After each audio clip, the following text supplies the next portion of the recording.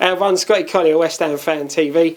Back again with a big match preview, previewing our trip up to the Etihad to play Manchester City. Tough game ahead. You know, last time out, us losing 1-0 to Astra. They won their Champions League qualifier, beating the other Romanian side in it. So, you know, contrasting results there. But, as I said, this is a Premier League.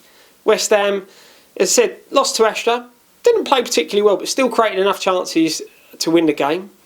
And we're West Ham. You know, we shouldn't be downbeat. In the league, losing 2-1 to Chelsea, should have got a point. Beat Bournemouth, not the greatest results. But last season, we had this injury spell of players going out injured, big players, key players, and we grind out results. And there's nothing stopping us going up to City tomorrow and doing exactly the same thing. You know, it's not going to be easy. Granted, I've been talking to people are telling me 4-0, 3-0, things like that.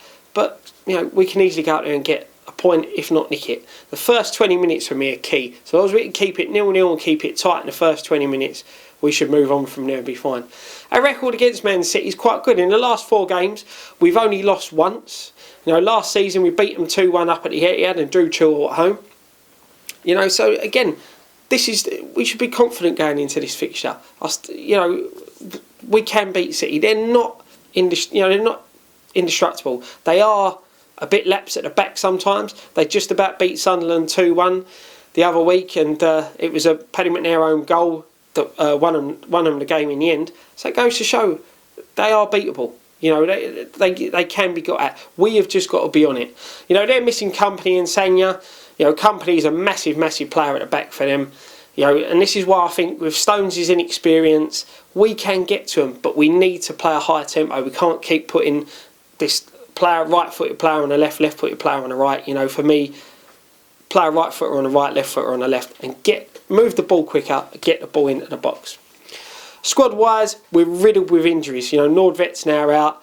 On the plus side, Payet, Lanzini, all back. Noble, don't know whether he was rested or whether he picked up a knock, but he's also back. He's key for us now. You know, I think that showed we need his leadership on the pitch.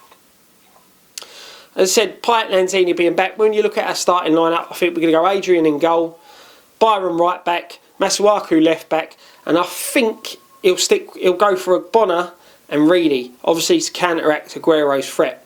Midfield, Noble, Quixote, and probably Ogbiang. You know, I think he'll go for the 3 central midfielders.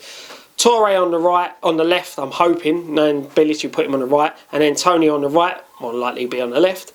And the striker, Cleary, you know, had a couple of chances midweek, didn't finish, could be a bit rusty.